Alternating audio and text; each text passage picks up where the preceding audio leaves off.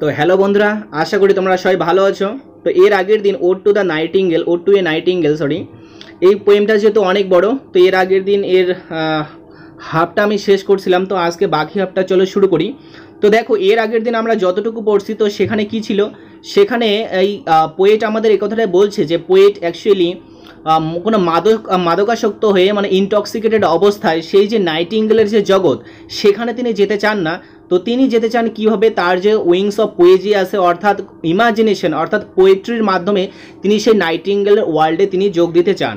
তো আমরা এখানে বলাই আছে অবশ্যই যে অলরেডি উইথ দি, এবং আমরা দেখতে পাচ্ছি যে 4 নম্বর যে প্যাসেজটা সেখানে বলা ছিল যে পোয়েট অ্যাকচুয়ালি নাইটিঙ্গেলের যে জগতে অলরেডি মানে গিয়েছে।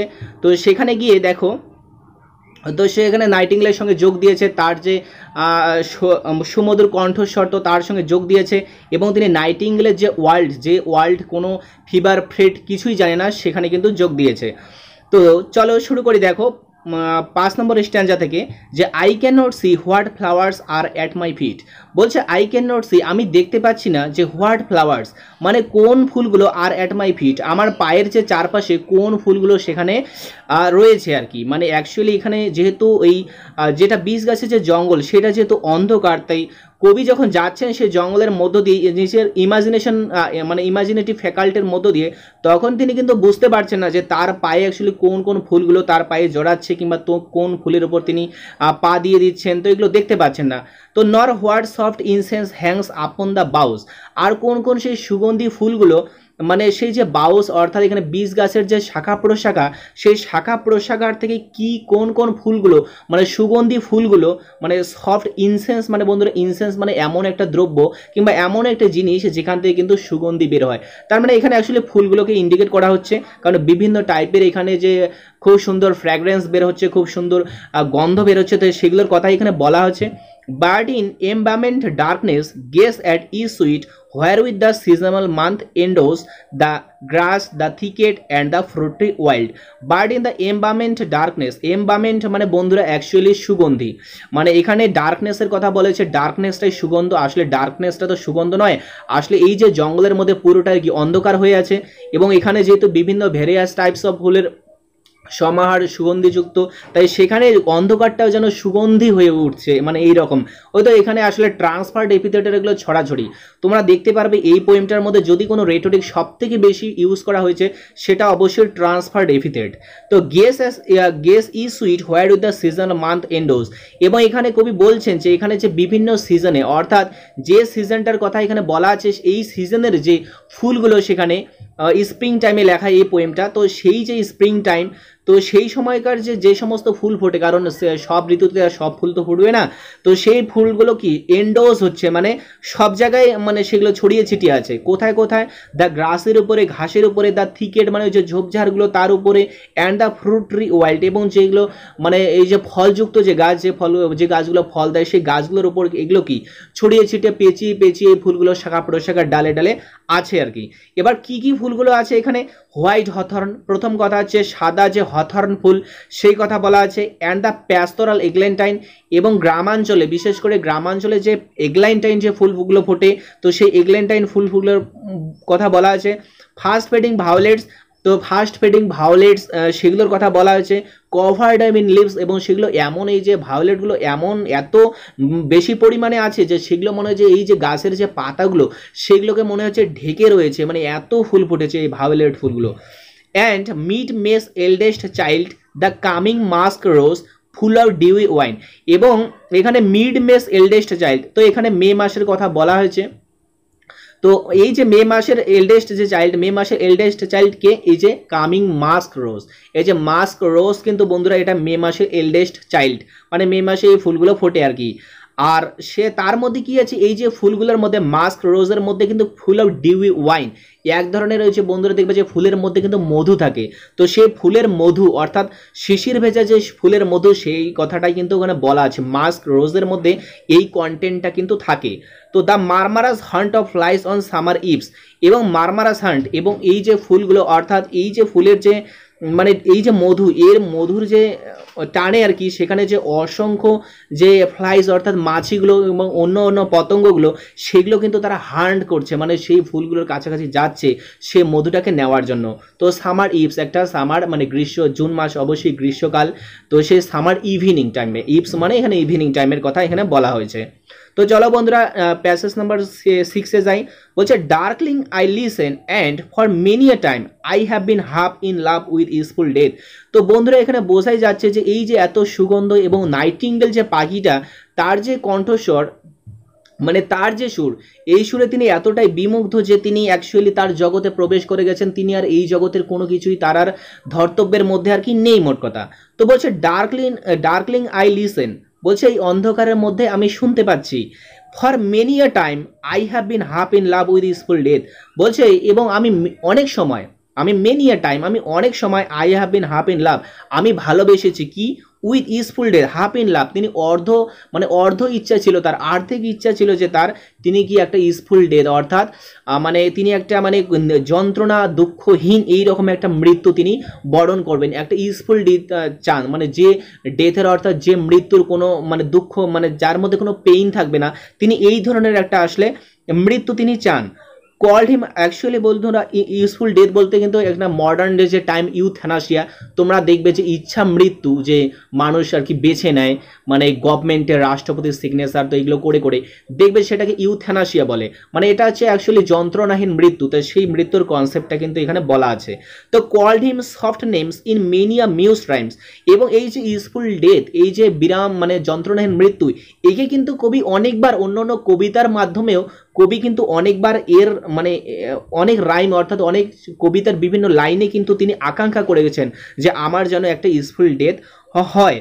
No more than ever seems it rich to die, আর নাও বলছে now more than ever seems it rich to die, এবং কবি বলছেন যে এই যে আমি নাইটিঙ্গেলের জগতে আছি, এই জগৎটা আমি সব থেকে বেশি বর্তমানে সুখে আছি, এই যে নাইটিঙ্গেলের পাখির গানের সুরে যে আমি একদম মানে বিমোহিত হয়ে গেছি, তার মধ্যে আমি নিজেকে একাত্ম করে ফেলেছি। তো এর থেকে আমার আর ভালো টাইম মৃত্যুর আর কোনো দিনও আসে না। মানে বন্ধুরা এখানে এটাই বোঝাতে চাচ্ছে আমাদের এই কিডস যে তিনি জীবনে যখন সব থেকে সুখী অবস্থা থাকবেন, তিনি যেন তখনই মৃত্যুবরণ করেন। আচ্ছা বন্ধুরা দেখো, এটা কিন্তু একটা ফিলসফি আছে যে কোনো মানুষ যে জীবনের সব থেকে সুখী অবস্থায় যিনি মারা যেতে চান, তো তার কিন্তু একটা ফিলসফির নাম আছে, মানে আমি এই মুহূর্তে আমার মনে নেই, যার কারণে আমি বলতে পারছি না, বাট আমি ভেবেছিলাম বলবো, পরে আর সার্চ করা হয়নি। তো তোমরা যদি জানতে চাও তো তোমরা সার্চ করে দেখতে পারো যে অ্যাকচুয়ালি একটা ফিলসফি আছে যে এইরকম একটা ধারণা আছে যে জীবনের সব থেকে যে সুখে সময়, সেই সময়টাই কিন্তু তিনি মরতে চান আর কি। তো to cease upon the midnight with no pain, এই যে মিডনাইট, এই যে মধ্যরাত্রি, মানে তিনি যখন নাইটিঙ্গেলের জগতে প্রবেশ করেছেন তিনি ভাবছেন যে তিনি সেখানে মধ্যরাত্রিতে অর্থাৎ মিডনাইটে গেছেন, এবং টি সিজ আপন মানে এই সময় যে মৃত্যু, এই সময় যদি মৃত্যু হয় তিনি নাইটিঙ্গেলের গান শুনতে শুনতে তিনি মারা যাবেন, এবং উইথ নো পেইন, এবং তার কোনো যন্ত্রণাও হবে না। while thou art pouring forth thy soul abroad in such an ecstasy, বলছে যখন তোমার গান কি, তোমার গান একদম আমার হৃদয়ে ভরে দিবে, আমার হৃদয়টা একদম ভরে দিবে, তোমার গান আকাশে বাতাসে মানে মিশবে আর কি, in such an ecstasy, আর তুমি এত সুন্দর যে গান করতে থাকবে, মানে এই গান আমার এতটাই ভালো লাগছে যে এই গান আমার হাইয়েস্ট মোমেন্ট, আমার এত রকম সুখ আমি আর কোনোদিনও পাইনি, এতটা ভালো লাগা আমার কোনোদিনও আমার এখনো মানে এতদিন আমার হয়নি।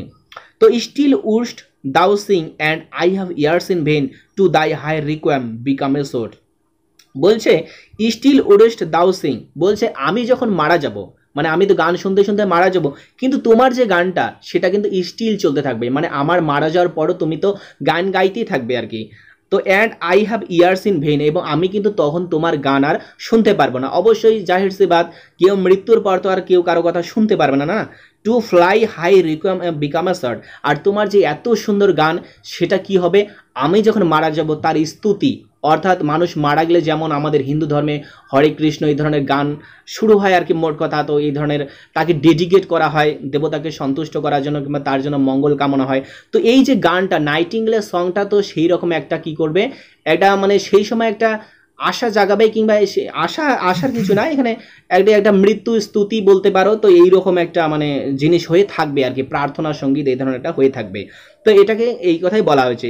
রিকোয়েম মানে বন্ধুরা যখন অ্যাকচুয়ালি কোনো একটা মানুষ মারা যায় তো তখন তারপরে যে গানটা গাওয়া হয় আর কি, সে ঈশ্বরকে খুশি করার জন্যই বলো, ঈশ্বরকে উৎসর্গ করে যে বলো যে এই মানুষটা যাতে ভালো থাকে, তো সেইটা হচ্ছে রিকোয়েম বলা হয় এটাকে। তো দেখো 7 স্ট্যাঞ্জা বলছে দাউ was not born for death immortal bird. তো এখানে বলা হচ্ছে দেখো যে দাউ was not born for death, বলছে তুমি কিন্তু মৃত্যুর জন্য তৈরি হওনি ইমর্টাল বার্ড। মানে এখানে যে নাইটিঙ্গেল, সেই যে নাইটিঙ্গেল, সেই নাইটিঙ্গেল পাখিটা কিন্তু ইমর্টাল বার্ড, অর্থাৎ হচ্ছে অমরণশীল, মানে মরণশীল নয় এইরকম একটা পাখির সঙ্গে তিনি তুলনা করছেন।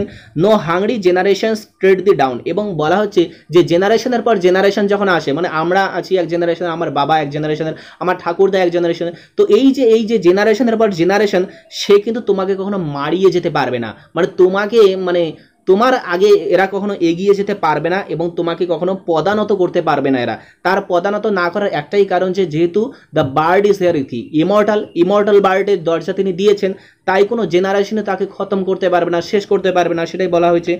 The voice I hear this passing night was heard in ancient day by emperor and clown, এবং বলা হচ্ছে যে ভয়েসটা, যে নাইটিঙ্গেলের সুরটা আমি শুনতে পাচ্ছি, এই সুরটা কিন্তু আগেও শোনা গেছিল। কবে?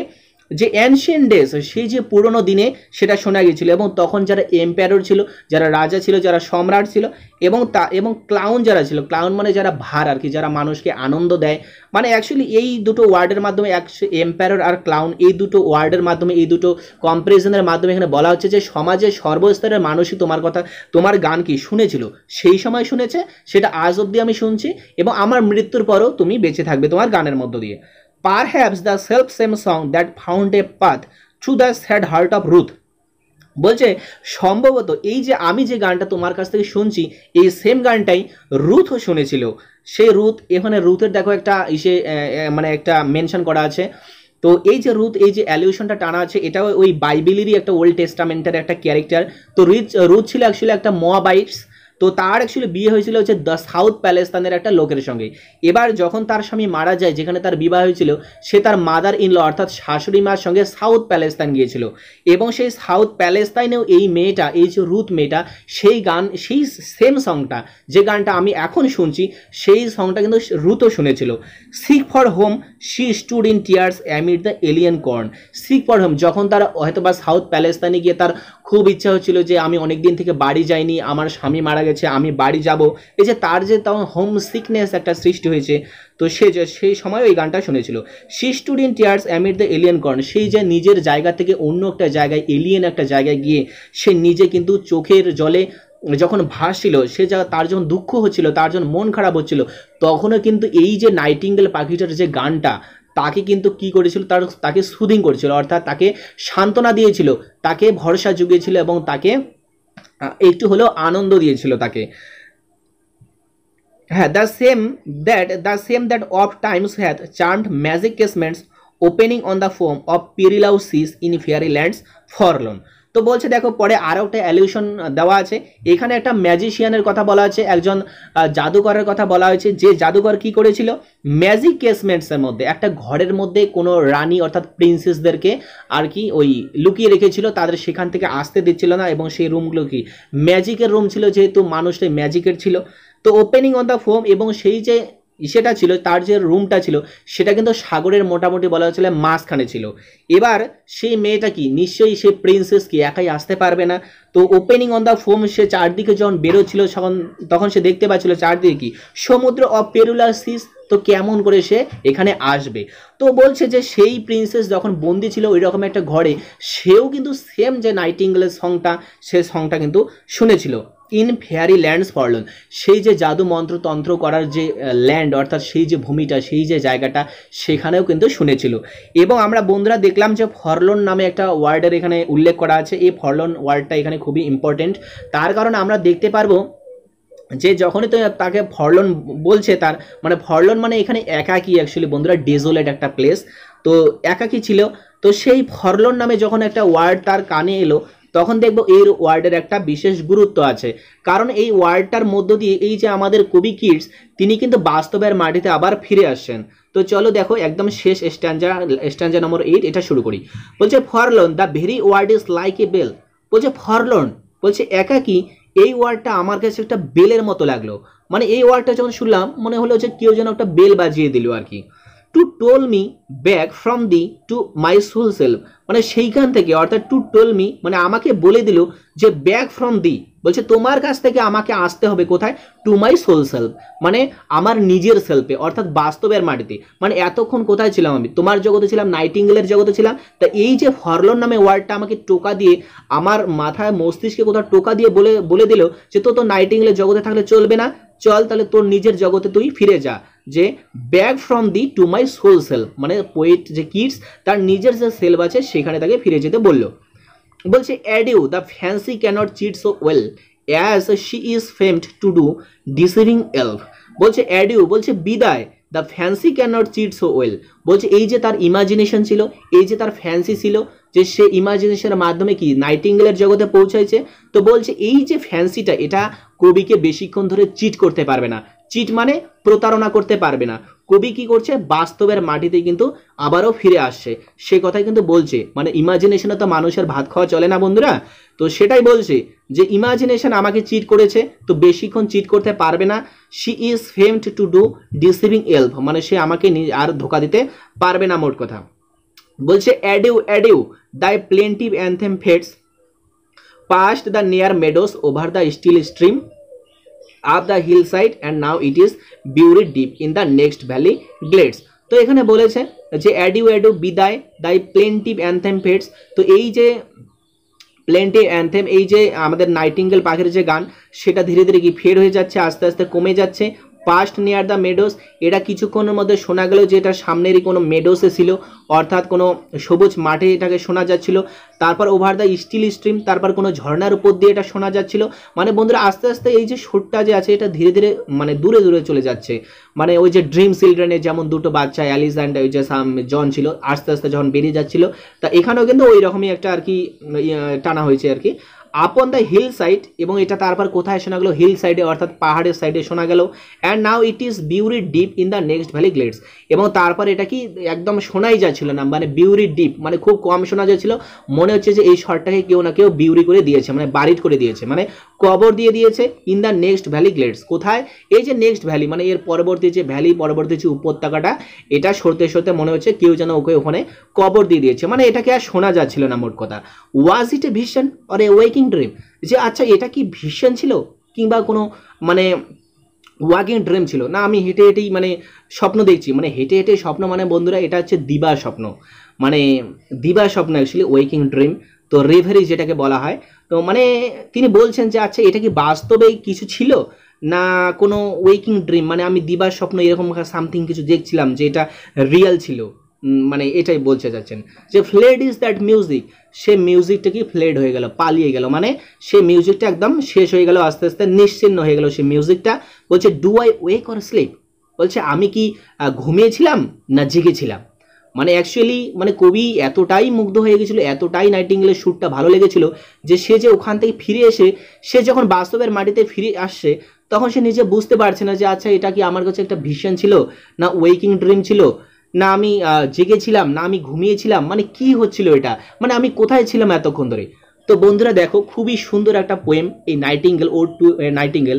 তো খুবই সুন্দর পোয়েম বন্ধুরা, যদি কোথাও কোনো ধরনের প্রবলেম হয় তো আমাকে প্লিজ কমেন্ট বক্সে তোমরা কমেন্ট করবে, আশা করি কোনো ধরনের ইস্যু আমি রাখবো না। তো ঠিক আছে।